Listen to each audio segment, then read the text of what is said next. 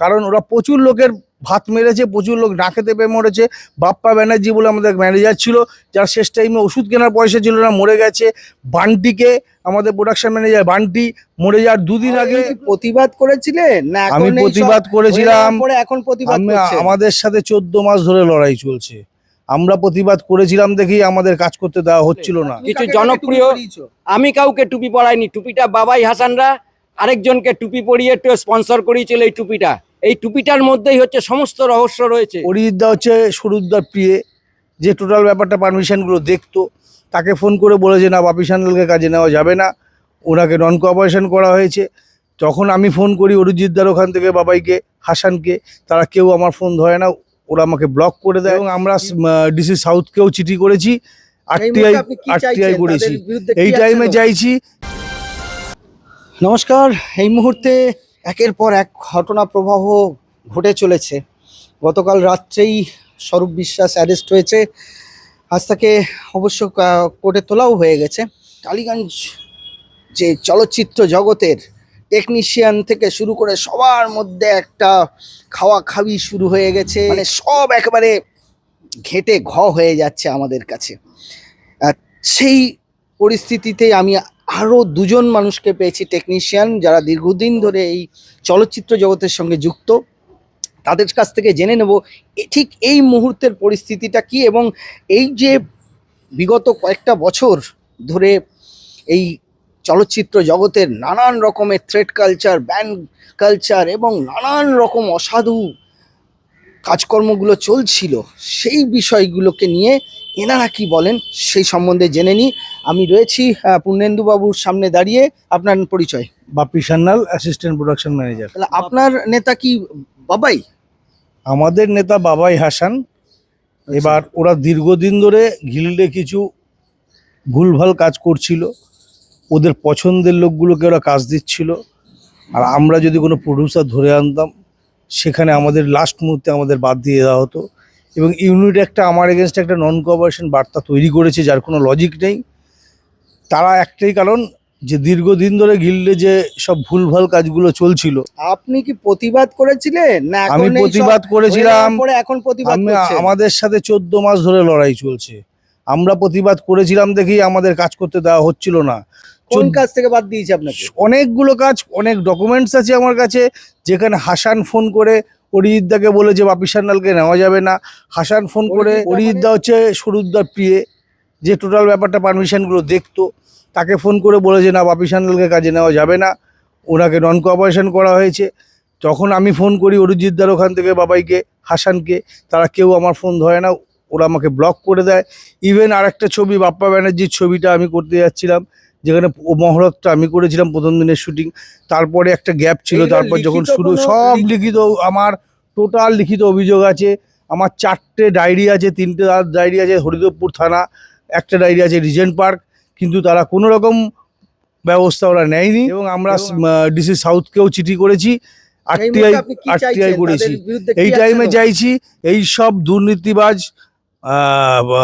যে লোকগুলো পদ দখল করে রয়েছে, যারা অন্যের পেটে লাথি মেরে খুশি হয়, যাদের জন্য প্রচুর ম্যানেজার ইন্ডাস্ট্রি থেকে আউট হয়ে গেছে, তাদের কাজ দেয় না, তাদের সঙ্গে তারা কোনো কাজ ধরলে বিভিন্ন রকম প্রবলেম তৈরি করে, যাতে তারা কাজ না করতে পারে। এই অপশাসনটার পতন চাই। এদের কাছে রিকোয়েস্ট করেছি যে দিদি, এরা দীর্ঘদিন ধরে পদের বলে ম্যান পাওয়ার, মানি পাওয়ার দুটোই ওদের আছে।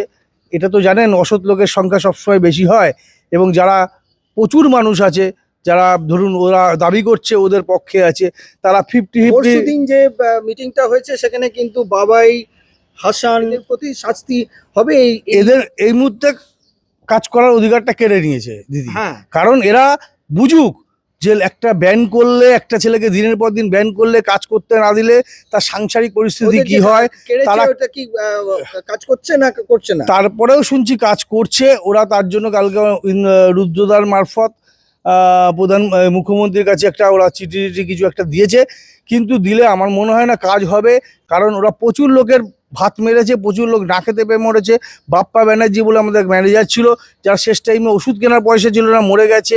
বান্টিকে, আমাদের প্রোডাকশন ম্যানেজার বান্টি মরে যাওয়ার দুদিন আগে, যেগুলো হচ্ছিল তখন আপনারা দুদিন আগে স্বরূপ সব বিশ্বাসের সঙ্গে সব বলেছেন? কথা বলেছি। স্বরূপ বিশ্বাসের বক্তব্য কি? স্বরূপ বিশ্বাসের অফিসে যেতে যেতে আমাদের জুতোর সোল খুলে গেছে। উনি দেখছি, দেখবো, হয়ে যাবে, আমাকে 5 দিন সময় দাও, 4 দিন সময় দাও। স্বরূপ বিশ্বাসের কিচ্ছু তো হয়নি। এরা সব নিজের লোক। একদমই তাই।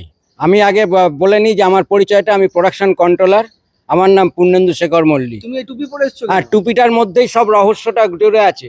দেখুন এখানে টুপিটা পরিষ্কার করে cine production manager association cricket tournament, হুম। এরা যে দুর্নীতি অত্যাচার করেছে, সেই দুর্নীতি অত্যাচারের পরিপ্রেক্ষিতে পয়সা কামাতে বলে হবে বলে আর তুমি কিছু কাকে কাকে জনপ্রিয়, টুপি পরিয়েছো?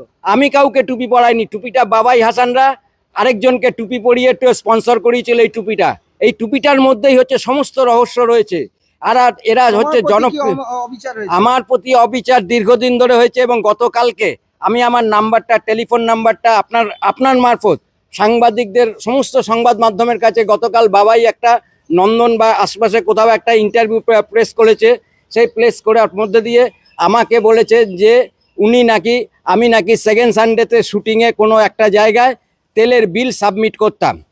আমি সেই জায়গা থেকে দাঁড়িয়ে আপনাকে বলি যে কতটা অসভ্য এরা হতে পারে, যে প্রডিউসারের সাথে আমার অ্যাসিস্ট্যান্ট ম্যানেজার। তবে আমি কথাটা বলবার আগে বলে নিই, আমি এই ঘটনাটা সমস্তটাই বলবো আপনাকে। বাবাই জানে না কিছু, হ্যাঁ, তখনও বাবাইয়ের কার্ডটা হয়েছে কি হয়নি আমি জানি না। এই বাবাই নিরুপম দে কালকে আমার সম্পর্কে অভিযোগ করেছে আমি নাকি প্রোডাকশন ম্যানেজার হিসাবে, প্রোডাকশন ম্যানেজাররা প্রচুর সৎ হতে হয়, তাদেরকে বিশ্বাস করে প্রডিউসার, এবং আমাকে স্নিগ্ধা বসু অ্যাক্রোপলিস এন্টারটেনমেন্ট বিশ্বাস ভরসার জায়গা থেকেই তারা আমাকে সেই সময় যখন বিখ্যাত সিরিয়াল অগ্নি পরীক্ষার রাশি সিরিয়ালটা আমি করতাম, তার সঙ্গে দুয়োরানি করতাম, একটা সময় দাঁড়িয়ে আমাদের অ্যাজ পার গিল রেটের যে রেমুনারেশন হয় সেই রেমুনারেশন নিতাম। তারপরেও দাঁড়িয়েও একটা সময় এক্সক্লুসিভ কন্ট্রাক্টে এই কোম্পানির সাথেই আমি কাজ করেছি। এই কোম্পানিটাকে আমি বদনাম করতে পারি না। এই কোম্পানি এখন হলো কি? আমার 11 সালে যখন আমার একটা অ্যাক্সিডেন্ট হয়, সেই অ্যাক্সিডেন্টের সময় আমার সঙ্গে যে অ্যাসিস্ট্যান্ট কাজ করেছিলেন তিনি আর্থিক দুর্নীতিটা করেছিলেন, কে এবং সে? তার নাম হচ্ছে, আমি এখন ডিক্লিয়ার করব না, এই জন্য, তার মেয়েও বড় হয়ে গেছে, আজকের ঘটনা নয়, এটা 2010-11 সালের। তার মেয়ে বড় হয়েছে, তার সামাজিক পরিচয় আছে, এবং সেই সামাজিক পরিচয়ের জায়গা থেকে কিন্তু সে একজন বামপন্থী পরিবারের মানুষ ছিলেন। তার ভাই একটা যথেষ্ট পরিমাণ প্রভাবশীল মানুষ, তিনি রাজনীতির সাথে যুক্ত। সেই ভাই যেহেতু একটা ভালো চাকরি বাকরি করেন, তখন 3,82,000 টাকার 1,82,000 টাকা ফেরত করেছিল, চুরি করেছিল, প্রমাণ হয়েছিল। তখন আমি বাড়িতে শয্যাশায়ী ছিলাম, আমার অপারেশন হয়েছিল 2011 কথা বলছো? 2011 কথায়। সেই 2011 কথা তুলে উনি অসৎ বলেছেন। আমি ওনাকে বলবো যে আপনি সৎ কি অসৎ সেইটা আগে প্রমাণ করুন। আপনার কাছে এটা কি বাবাইয়ের বাবাই করেছে, আচ্ছা। আজকে বাবাই করে তার সঙ্গে কৌশিক মণ্ডল, তারপরে সৌভিক দাসের নামে এরা হচ্ছে যে বলেছে যে এরা নাকি বিরাট মহান ম্যানেজার। এবার অ্যাসোসিয়েশনের আমরা যেদিনকে আগের দিন, সবগুলো স্বরূপকে জানিয়েছি। হ্যাঁ, সব স্বরূপদার কাছে আমরা গেছি, এবং এরা যে বিভিন্ন সোশ্যাল মিডিয়া খুললেই দেখা যাবে যে এরা কিভাবে অত্যাচারটা করেছে। কি যখন কাজ দিতে পারছে না, যখন মানুষ আত্মহত্যা করছে, স্বরূপ বিশ্বাস যে আজকে অ্যারেস্ট হয়ে আছে, সঠিক? এটা কি হওয়া উচিত একদম ছিল? এটা সঠিক হওয়া উচিতই ছিল, এবং এই অ্যারেস্ট বাবাই হাসানদেরও হওয়া উচিত এবং তার সাঙ্গপাঙ্গদের, কারণ ওরা সিন্ডিকেট চালিয়েছে, ভয় দেখিয়েছে ওরা তো মানুষকে। এখন, গেরুয়া শিবিরে নাম লেখাতে চাইছে, তাহলে কি করবে? সেটা জানি না, আমি তো গেরুয়া শিবির নই, হুম। না। আমার নির্দিষ্ট আইডেন্টিটি আছে রাজনীতিতে। একটা সময় পর্যন্ত আমি রাজনীতি সরাসরি করেছি, এখনো যদি সময় পাই এখনো আমি বামপন্থী পরিবেশের বন্ধু বান্ধবের সঙ্গে রয়েছি।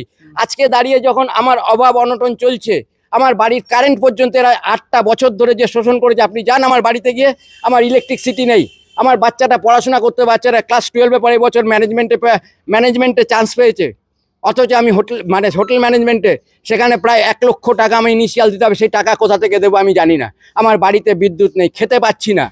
কিন্তু এরা সিন্ডিকেট চালিয়ে বদনাম করছে। যেহেতু আমি কালোকে কালো, সাদাকে সাদা বলেছি, যখন খোলা চিঠির মাধ্যমে আমি কতগুলো প্রশ্ন ওদের কাছে তুলে ধরেছি, এরা 2018 সালের আগে পর্যন্ত যে মেম্বারশিপ হয়েছে, সেই মেম্বারশিপকে অভিজিৎ শাহ, সে বামপন্থী রাজনীতি করে, এখন ওদের কাছে কোনো মুখ নেই, সেই জন্য অভিজিৎ শাহকে একটা সামনে খাড়া করছে, জয়ন্ত কুণ্ডুকে ছাড়া করছে।